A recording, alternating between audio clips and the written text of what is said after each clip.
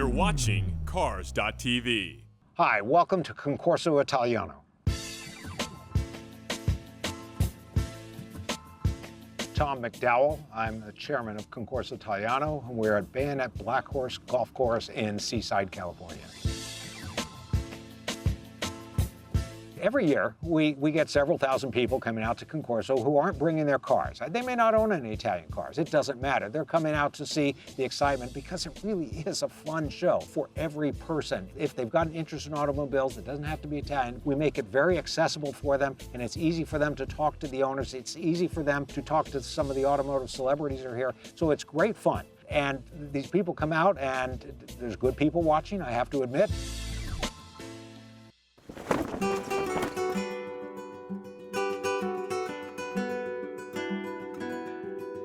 Some of the things we're celebrating this year, it's primarily anniversaries. This year we're celebrating the anniversary of the Fiat X19. There were 3 iterations of it with 3 different manufacturers, Fiat, Bertone, and then Dallara. We're celebrating the Maserati Merrick, which is sort of the big brother to the Maserati Bora. We're celebrating the Maserati Quattroporte. It's been 60 years of the Quattroporte. It was the first sports car that was also a sedan. It's one of the few cars that we're celebrating that I've had a chance to drive, and it was a terrific experience, and frankly, it's the next car I'm buying. We're also celebrating Lamborghini's 60th anniversary. I don't know how that slipped the list here as I'm recounting this. It was only 60 years ago that they were making tractors, and what a pivot they've made, and now they make some of the finest cars in the world. One of the great things about Italian automobiles is certainly Italian design. For decades, the Italian designers were considered the finest in the world, and manufacturers from the United States and Europe were coming to the Italian designers to design and build their cars. The Cadillac Alante, it's designed by Pininfarina.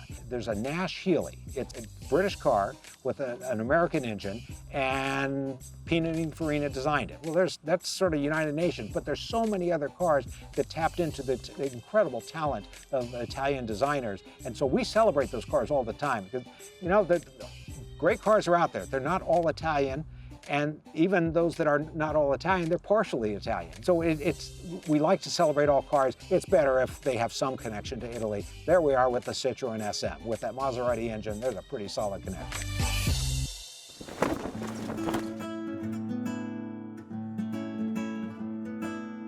What we're also celebrating is one of the things we always celebrate, which is Valentino Balboni. He's a legendary Lamborghini test driver. He comes to the event every year. He's just an absolute gentleman. We have the Valentino Balboni Award. He selects the Lamborghini he likes the best that day, and we engage an artist in Italy to design something every year. This year, it's a painting, and I've seen the painting. It's absolutely beautiful, and Valentino saw it, and he got a little emotional when he was looking at it. He was so impressed and touched by what this woman had done. Now, oddly, her name is Valentina, so we are going to see Valentina's Valentino at Concorso, which will be quite fun. It's always fun, but when Valentino gets on stage, all attention turns to him, and he doesn't seek the attention, it's just his magnetic personality.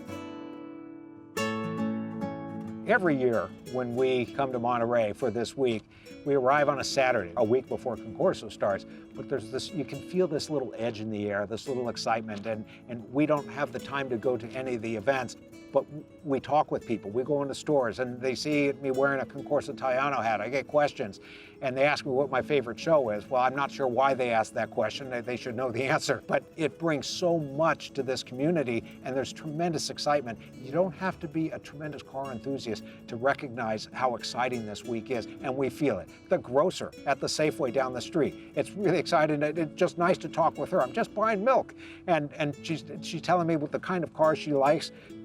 And for a week, this becomes the center of the automotive universe. It's just such an exciting thing. It's difficult to really comprehend unless you're here. And you've got to come. You've got to make it one of your bucket list items.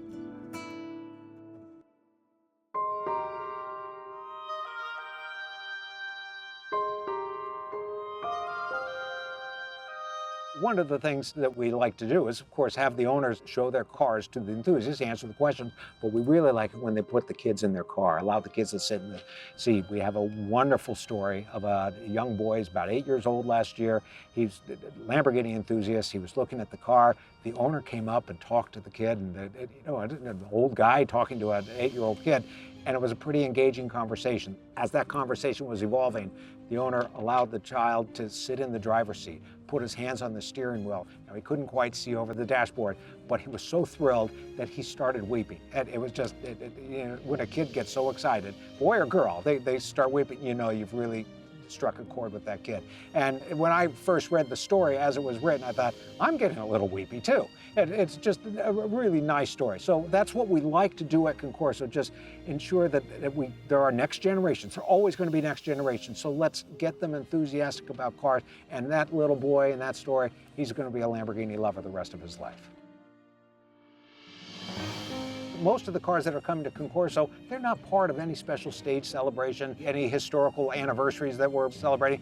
They're here because they love the cars, but we find that what first brings them here is the cars, but what brings them back year after year after year is the people. And I find the same thing, and it's great fun. There are people that I don't even know if they own cars anymore, but they come out to the event because they're enthusiastic, and I don't have a lot of time to sit and talk with them at the event, but when I do talk to them after the event, they tell me how much fun they had. Frankly, I enjoy them, and I enjoy sitting down and talking with them. And we just want them to leave the event with a very good feeling, thinking that next year it's going to be great as well.